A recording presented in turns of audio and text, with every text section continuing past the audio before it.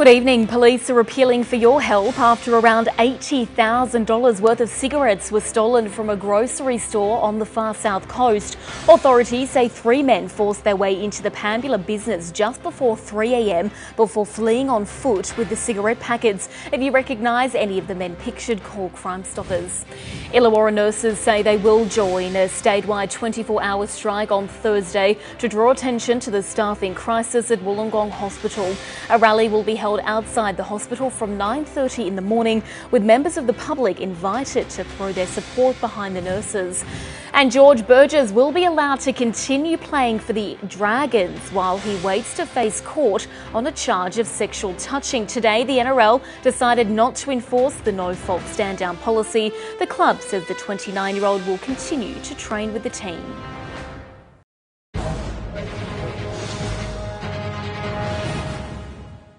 Good evening. There are concerns about the scheduling of upcoming events at the Ballarat Greyhound track. There will be more high-stakes races at the track on Friday as part of the Western Festival of Racing, but there are concerns about animal welfare, with the track having already recorded one greyhound death this month. The stewards' report from a race on the 14th of March revealed 2-year-old dog Crookshank suffered a fractured leg and was euthanised by the on-track vet.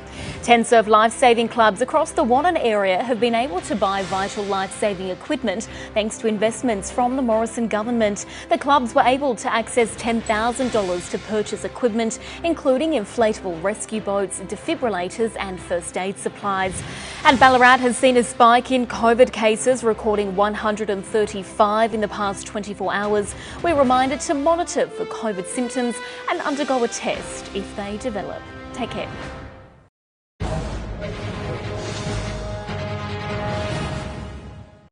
Good evening. The 24-year-old Beveridge man has been charged with 52 drug and driving offences following a targeted 8-month investigation into illegal driver behaviour. Police arrested the man last week after accusing him of being linked to an incident in Limbrook in July where a van performed burnouts and drove at dangerous speeds. The same vehicle has been linked to 4 other hoon gatherings over the past 8 months, engaging in similar reckless driver behaviour.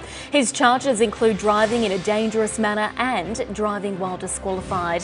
And Greater Bendigo has seen another spike in COVID cases with 215 positive results over the past 24 hours. It brings the number of active cases in the region to more than 1,500. Other cases included 74 in the Mitchell Shire and 63 in the Macedon Ranges. We're reminded to monitor for symptoms and undergo tests.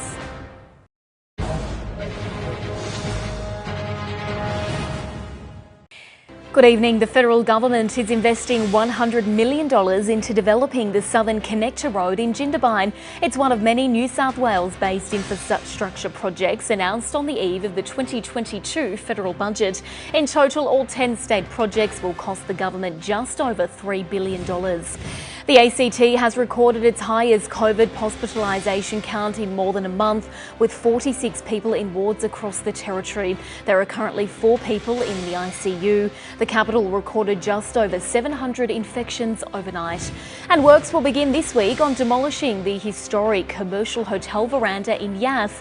In its place, a new veranda will be installed, helping to meet current safety standards. The developers have maintained it's their top priority to retain the hotel's heritage character. A temporary pedestrian crossing will be installed near the Australian Hotel.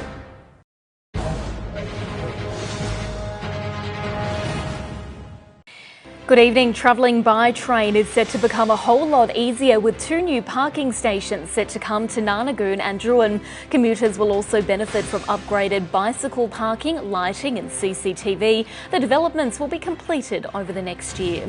Phillip Island's Nature Park will become Australia's first certified sensory inclusive tourist attraction.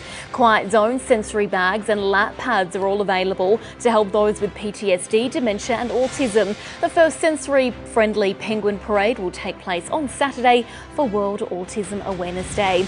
And the Latrobe City Australia Day Awards ceremony was held last night following a lengthy delay due to COVID-19. Glengarry Community Association President Dean Sutton was named Citizen of the Year. He scored the award for his commitment to innovative community service. The young citizen was Bridie Byrne.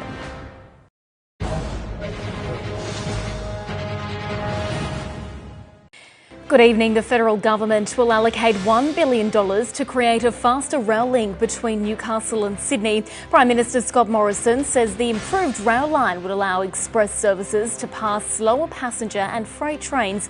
Work is due to start in 2024 and expected to finish by 2028. The budget will also include $336 million for upgrades to the Pacific Highway at Wollongong. A 22-year-old man charged with the stabbing murder of young mother Mackenzie Anderson in Newcastle has faced court. Tyrone Thompson allegedly stabbed the 21-year-old to death in Mayfield on Friday night. He did not apply for bail. And the Central Coast Mariners had a 3-0 victory over third-placed Adelaide United in Gosford on the weekend. Keeping their finals hopes alive, the Mariners' win now sees them climb to 8th place on the ladder. Some rain in Cessnock tomorrow. Good night.